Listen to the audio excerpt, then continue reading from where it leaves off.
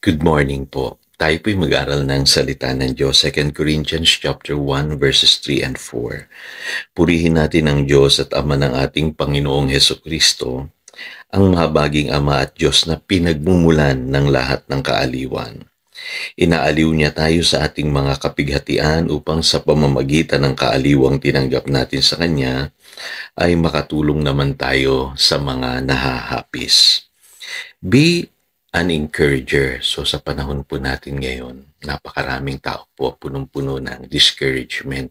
Dismayado na po sa kanilang buhay, sa nangyayari sa kanila pong paligid, at sa lahat, marami ng tao ang lumalayo sa Diyos dahil po sila po ay nadidepress, nadidiscourage sa buhay. Ngayon may mission po tayong mga Kristiyano. Dapat po tayo po ay maging encourager. Dapat po i-comfort po natin yung mga taong nahahapis, nahihirapan. At higit sa lahat, maging kabahagi po tayo ng Great Commission na ipangaral natin ang mabuting balita sa lahat po ng tao. Ang kailangan po kasi ng tao ngayon, encouragement. Hindi na po yung makakarinig pa sila ng maraming mga negative na bagay, kundi po dapat ang marinig nila ay ang mabuting balita. At kapansin-pansin po dito sa verses na binasa po natin, ang Diyos po natin ay tinawag na God of all comfort. Father of compassion. Kasi sabi sa Tagalog, siya yung Diyos na pinagmumulan ng kaaliwan. So, ibig sabihin, ang Panginoon nagmamalasakit sa atin. Alam niya po yung ating pinagdadaanan sa buhay. Dapat kilala po natin ang Diyos bilang ganoon.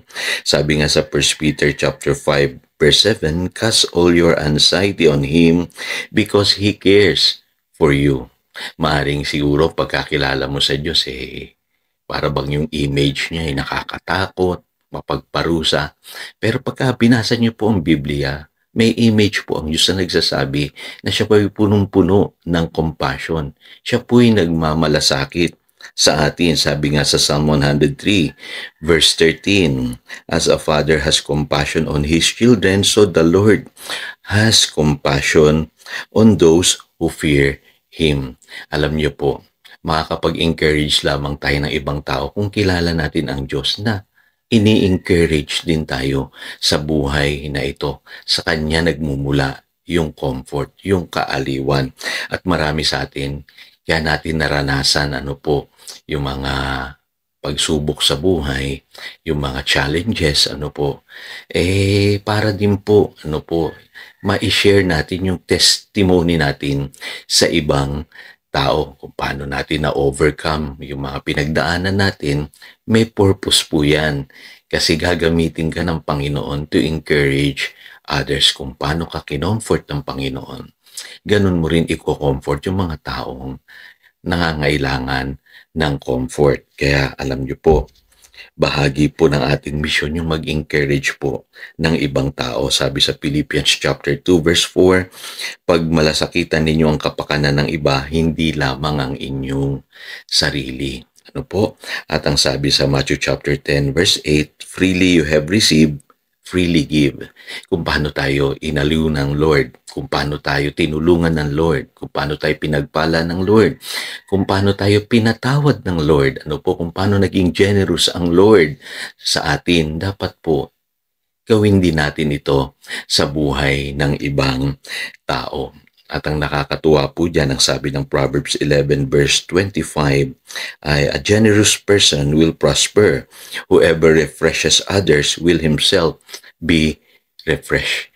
Kung generous ka, mapagbigay ka ng iyong oras, panahon, resources sa ibang tao, ang sabi ng Biblia, ikaw ay i-refresh din ni Lord. So nakakatuwa po yun. Kaya huwag tayong madamot sa ating pong oras, panahon, at isipin natin yung kalagayan ng ibang tao. I-share natin kung ano yung meron tayo, mag-encourage po tayo ng maraming nangangailangan ng comfort. So instead of being discouraged, sa halip na madismaya ka sa mga panahong katulad nito, be an encourager. At marami pong opportunities para gawin mo yan. Lalo na ngayon, marami na pong platforms. Naririto na yung social media. Gamitin natin yan para mag-encourage ng maraming tao. At hindi nyo alam, baka mamaya yung ini-encourage ninyo madala ninyo sa pananampalataya at makakilala sa ating Panginoong Hesukristo. So tayo po'y manalangin. Dakilang Diyos, salamat po at naniniwala kami na Ikaw ang Diyos na nagbibigay at pinagmumulan ng kaaliwan. Kung paano mo kami inaliw sa buhay na ito, kung paano mo kami kinomfort, in-encourage, dapat mag-encourage din kami ng iba. Huwag kaming maging makasarili. Gamitin mo, Lord, ang aming buhay upang maging pagpapala sa buhay ng maraming tao. Salamat po at naniniwala kami sa sinasabi ng Proverbs 11:25, whoever refreshes others will himself be refreshed. Salamat, Panginoon, sa iyong pangako. Yan po ang aming panalangin. In Jesus' name we pray. Amen. Again, ito si Pastor Jojo nagpapaalala upang daluyan tayo ng pagpapala, manatili tayo sa kanyang salita. Good morning.